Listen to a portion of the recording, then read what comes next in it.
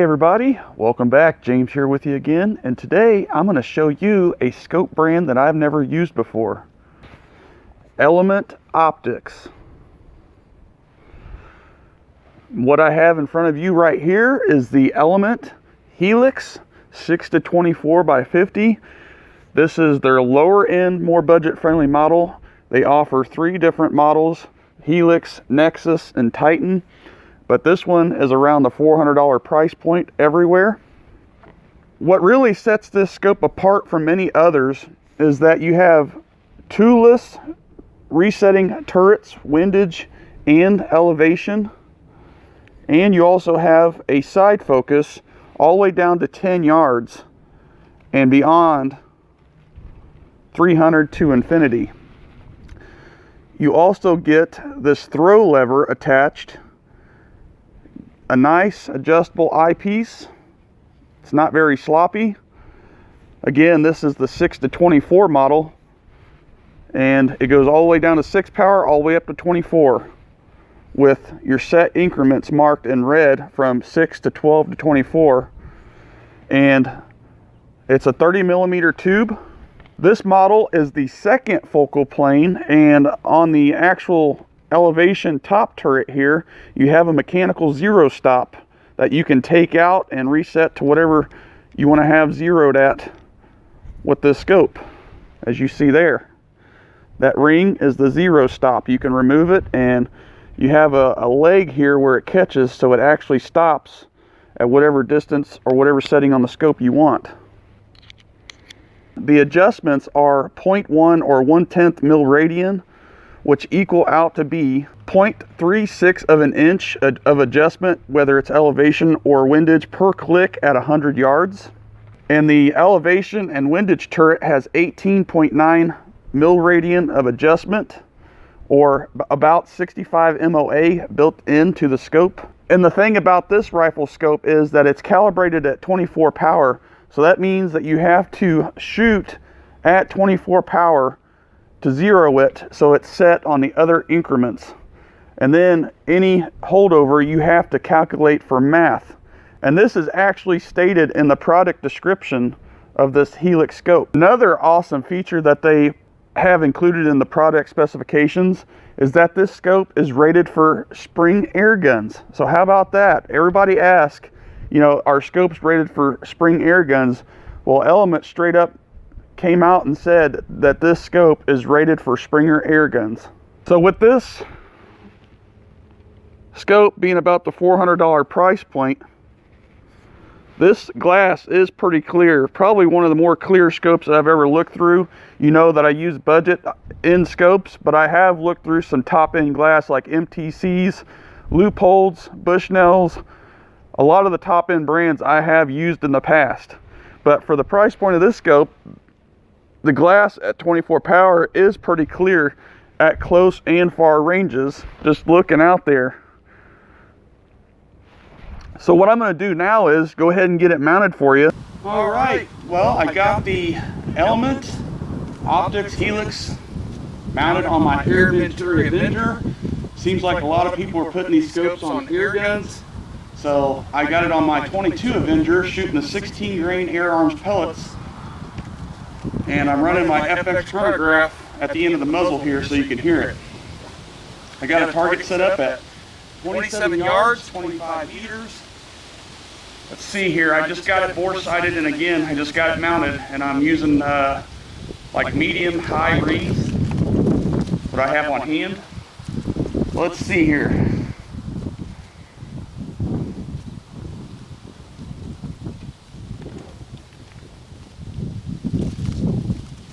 I had to adjust my wheel. Okay.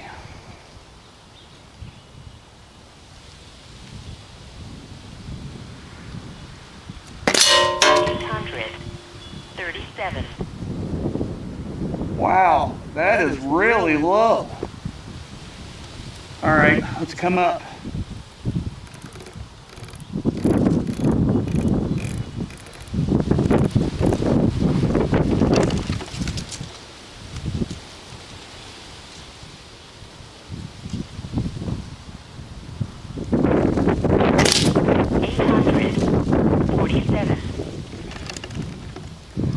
come up some more.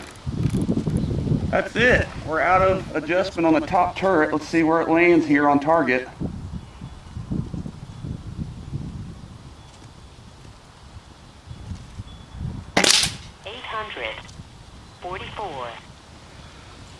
Something's not right there. Let me try one more. That is really way below my point of aim.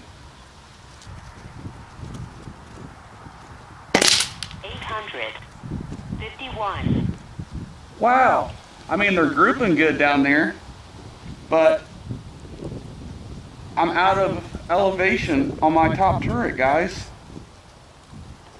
You gotta be kidding me. At that close of a range? I know I've been able to zero my rifles in with other scopes before, and you guys seen it too. This is something else. So, what I'm gonna do is, I'm gonna get a hold of Element Optics to see what the deal is with this, why I maxed out on my elevation turret. Jeez.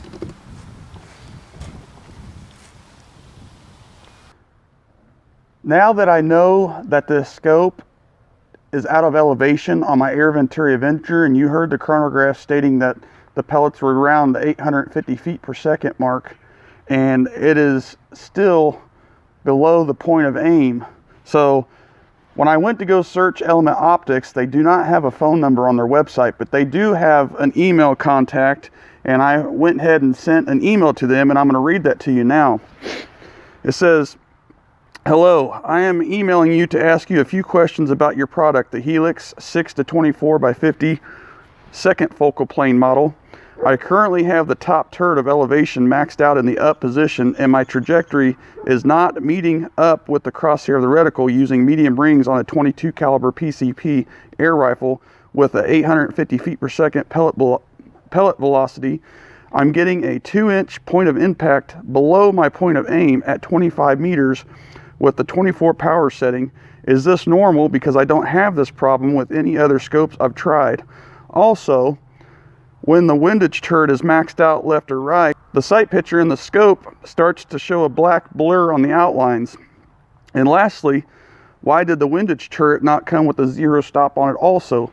Because the windage turret on it has an actual leg, as if you could put a stop on it, and that's the reason why I asked. And also, messing with the scope, all the adjustments clicking in and outward, I noticed looking through it that the outside edges, no matter if you have the windage maxed out on the left or right side, it starts to blur out the image. Lower power, high power, and that's what I wanted to share with you guys also, not only just shooting it. Now that I emailed them, I'll wait for a response throughout this whole video, and I'm going to go ahead and get the Helix mounted on a 22 LR. I just want to see if it makes a big difference from a pellet gun to a rimfire. So let me get set up here, and I'll meet you at the bench. Here's the Helix mounted on the 1022 Ruger factory barrel, shooting CCI standard velocity. I still have the scope on 24 power, as it says it needs to be calibrated at that. Variable zoom. Also lowered the turret cap to 0 on the rev counter here. So see how she does.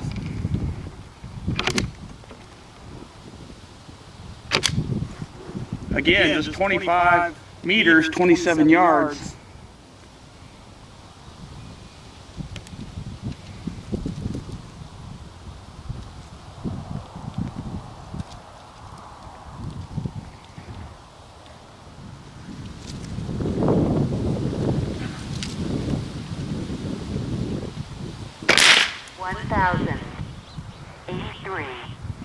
Wow, that's way, way above my point of aim. Here's shot number 2.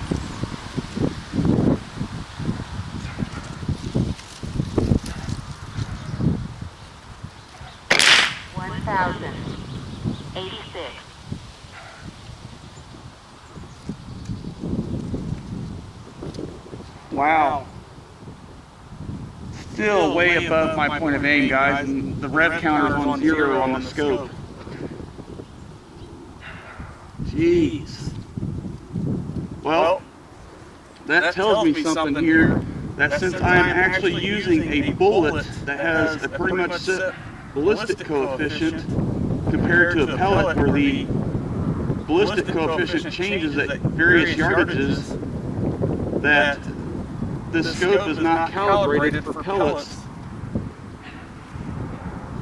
Wow, that is something else.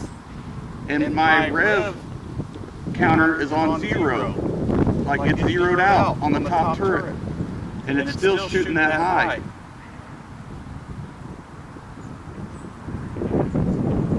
Wow. And these standard velocity loads are, you know, again, they're rated at 1,070 feet per second, and my gun's shooting them a little hotter, but I mean, only, it's still in the ballpark of the clay velocity. But then again, it's shooting inches above my point of aim down there. Wow. So I did get a response after shooting with the 22 Rimfire, filming for the video. It says, "Hello, could you send me a picture of your setup? It sounds like you probably need to use adjustable mount for your air gun, which will allow you to use the total amount of elevation of the scope, which is a very common problem for most air guns. You should not have to use the windage left and right maxed out to sight in the gun if something is not aligned properly. You should be in the center of the glass, not on the outer edges where the glass is at the worst. As far as the zero stop on the windage, no scope will have this, as you always have to dial for right or left depending on which way the wind is blowing, and the zero stop would only allow you to dial one direction. Let me know if you have time to take a picture. We can help you with getting this scope dialed in for you. Thank you, Shane Keller." And if you don't know, Shane Keller is a pretty good competitive shooter. But I responded already, so I'm going to read you my response. "Hi Shane, see attached pictures of my 25-meter target, which you guys seen with a POI 2 inches low of point of aim and the top turret maxed out at 850 feet per second. On this exact rifle, the Air Venturi Avenger, I haven't had to use adjustable mounts or rings prior to this scope all the way out to 200 yards with pellets. Using just a 3-9 by 32 center point mil-dot scope with medium dovetail rings, just accounting for holdover, not wind, with a 50-yard zero and turrets not maxed out. See the link below." So what I did was I shared my video of the H&N 18 pellets that I did all the way out to 386 yards, guys. Here we go, 150 yards.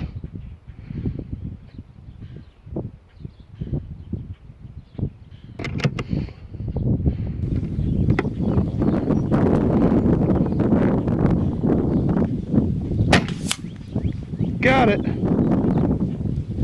Woohoo!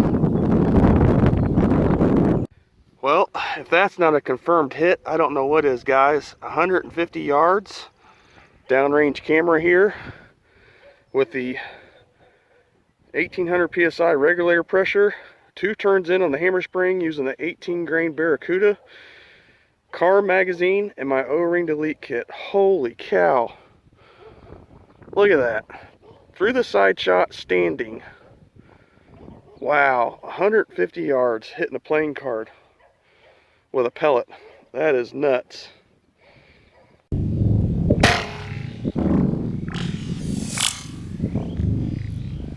"200 yards.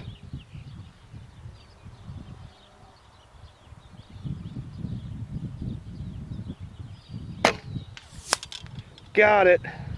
Holy cow, 200 yards on a playing card. Jeez. Well, everybody, here's 200 yards. There's my downrange camera. Shot it through the side shot. Wow, 200 yards with a 22 caliber pellet playing card. Holy cow. About 10-mile-an-hour winds today. 18 grain Barracuda going about 845 feet per second at the muzzle. Carm magazine. O-ring delete kit. Holy crap. Jeez, 200 yards hitting playing cards with a pellet gun. Wow.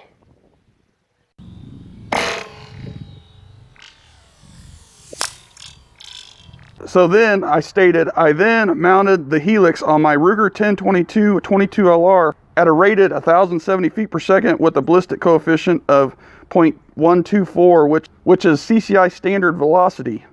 And the elevation turret is not even close to being maxed out, so this tells me the scope is designed and calibrated for projectiles that have a constant BC and are around 1,000 feet per second at the muzzle to meet up to the center of the reticle without adjustable mounts or rings, unlike pellets where the BC changes at various yardages.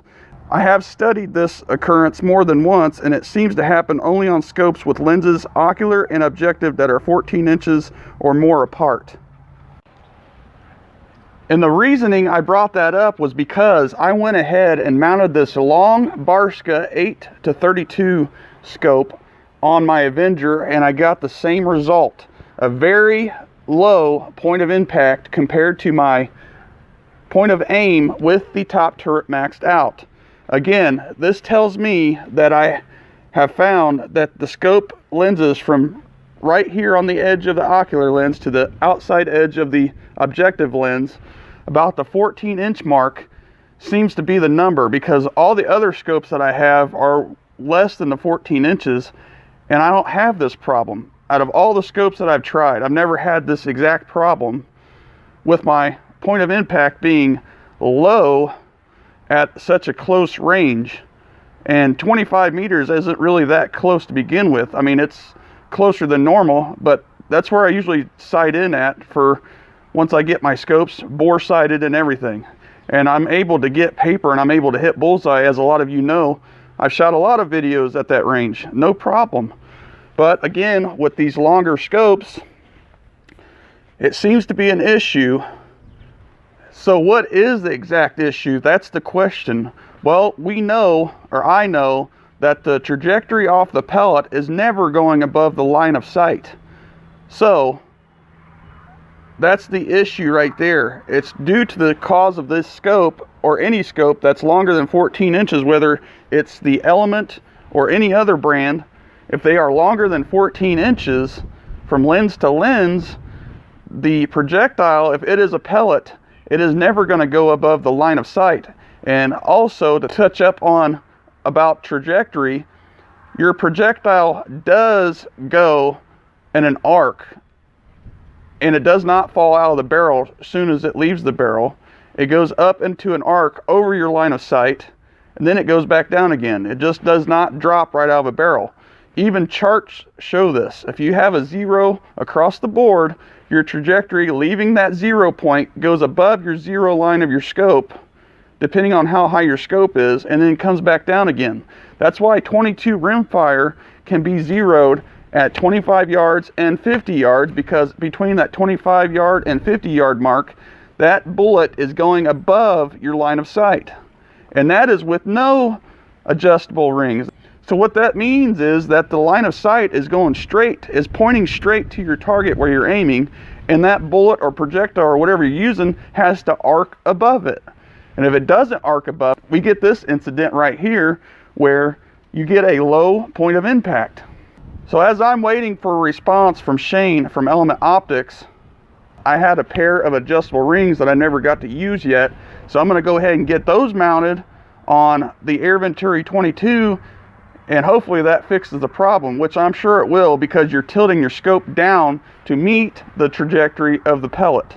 So let me go ahead and get that mounted and show you how that shoots at 25 meters. All right, guys, here we go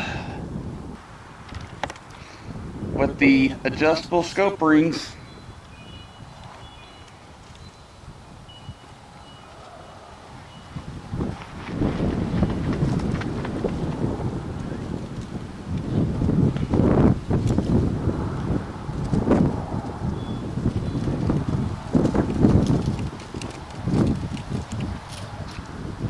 Shooting high down there, that's why I'm aiming low.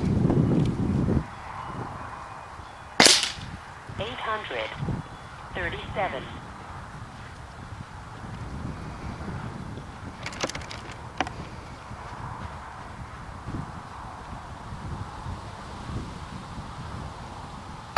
$835. There they are, right there.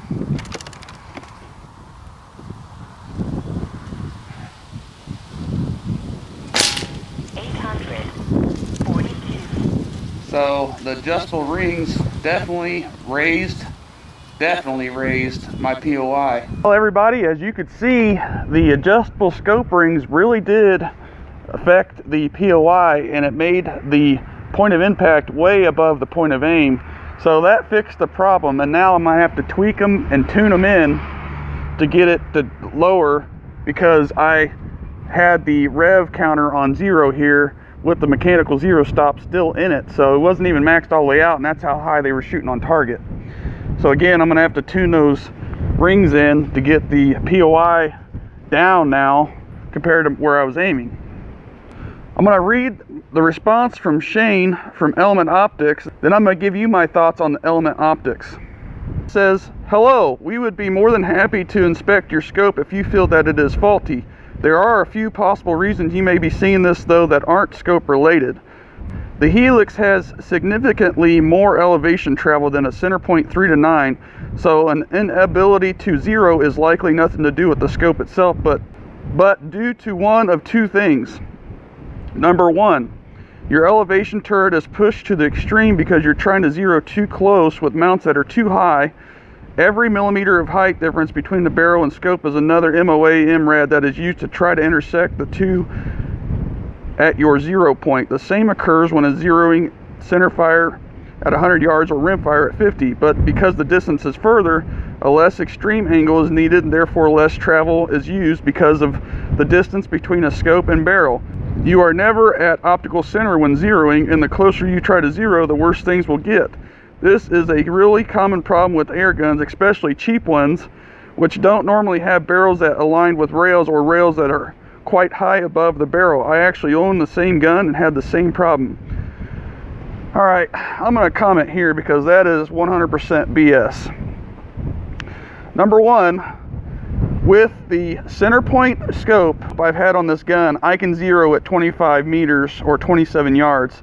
No problem, as I stated in the email prior, and I said in this video prior to this. Number two, he wants to bring up cheap guns. Obviously, if you don't know what you're doing, you'll never get your scope and barrel aligned correctly to begin with. Unlike myself, where I figured it out and how to do it, I know how to get my reticle and my scope body and everything aligned to my muzzle, not the rail. That's first, number one. It tells me right there that you're leveling off the incorrect surface. So now I'm going to go ahead and read this email. Solution number one, use a tilted base or mount, which I did. It obviously fixed it. We know that. Number two, 0 at a farther distance, 30 or 40 yards. Again, I don't have to with other scopes. Solution three, use lower mounts to bring the scope closer to the barrel. The mounts that I had on there were barely enough to fit the scope to begin with, so that's out of the question. Now, number two, he states, your windage could be maxed out, affecting your elevation or travel. This happens because the body of tube is round and the erector tube cannot get its full travel range when forced to one side. The Avenger you have is notorious for having skew barrel in relation to the action or causing pellets to clip in the shroud or veer off. However, if you're saying the 3 to 9 works fine, then it is likely not the problem. If you can check to see where your windage sits in relation to the optical center, that will help to troubleshoot the rule out the potential issue. Solution, check to see if the windage is close to optical center. If not, then the issue is with the gun or the rings. I hope this helps. If you have more questions or you'd like to take a look at the scope, please let me know. Thank you, Shane Keller. Alright. He must be assuming, because I brought up the issue with the light picture in the scope showing blurred lines on maxed out left or right windage, and I was not shooting with the windage maxed out. I don't. I know how to level my scopes. I know how to get my optical center. I know how to shoot. That's the thing. Like, I don't understand that. Like, I understand you cannot see exactly what I'm talking about or hear what I'm talking about or showing you what I'm talking about through a picture. But the thing is, guys, that right there just put a bad taste in my mouth about Element Optics wanting to basically blame the gun, and he has no idea. He has absolutely no idea. Like, I fully understand trajectory. I know how this works. This ain't my first rodeo. You know what I mean?